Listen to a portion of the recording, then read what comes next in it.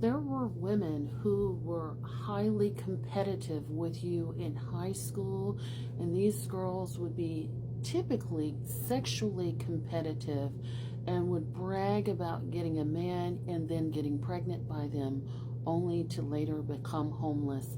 Hi, my name is Dr. Natalie Jones. I have counseled victims and perpetrators of abuse for several years now.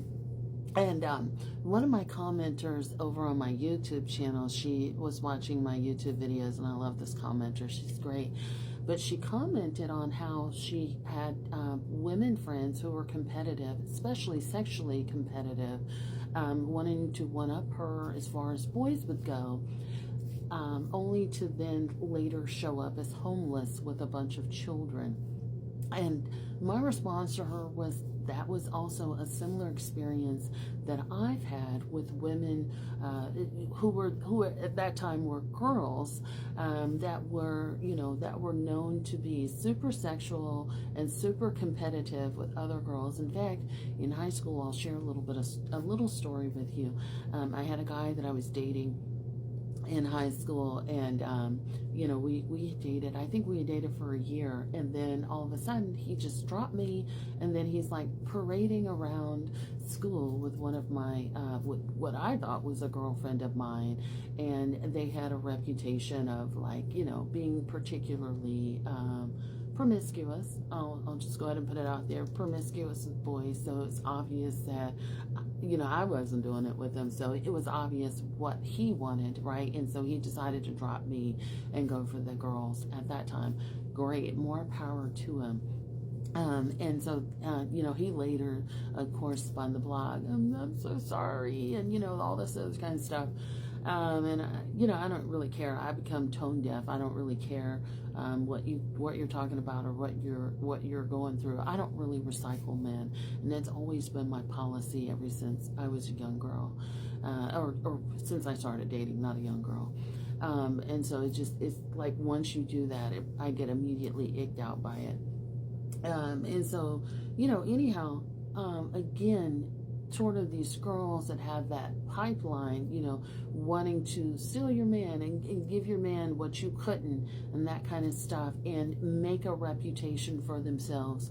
There's a pipeline to, one, having children, but two, also homelessness, which I find to be very interesting. And I don't know if anybody else has experienced that, but there were, a few girls that I saw that were like this.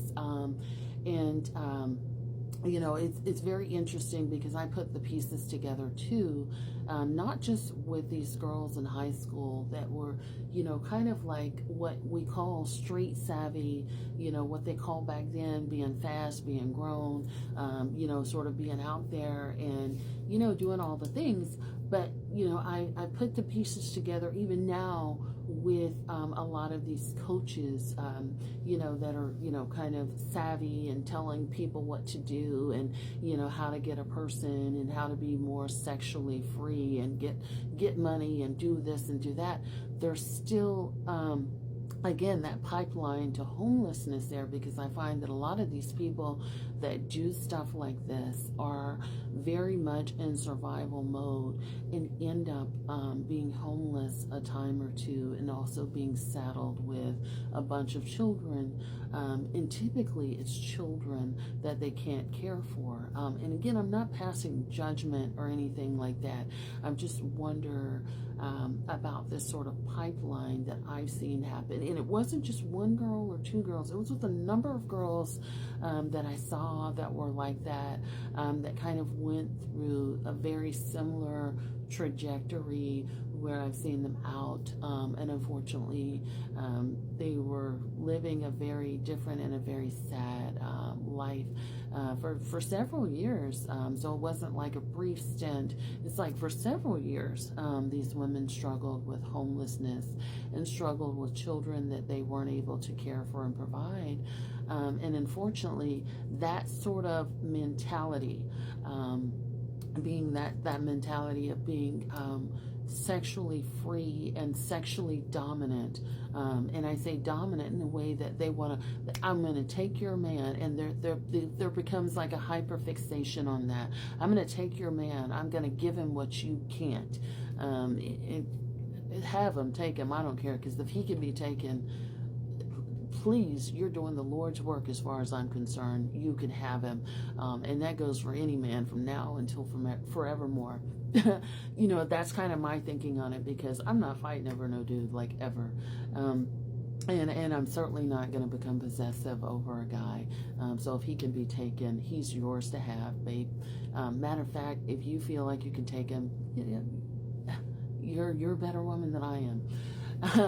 And so I just find that very interesting, that sort of that pipeline to having a high number of children that are unable to be provided for, plus homelessness for women who do this. And I'm just curious to know if you all have experienced this as well. But I certainly have, and that wasn't something I thought of until she said that, but that was a very real thing. And I just remember sort of being taken aback by it, like, wow, you know, because these women are very assertive and like were very outspoken about what they want, particularly when it comes to men. But that was, when I think about it, that was where the majority, if not all, of their ambitions lay. And it was sort of like, I'm going to rush and get into something physical, but beyond that, there didn't seem to, they didn't seem to have a plan, or certainly not anything that came to fruition, sadly, beyond that.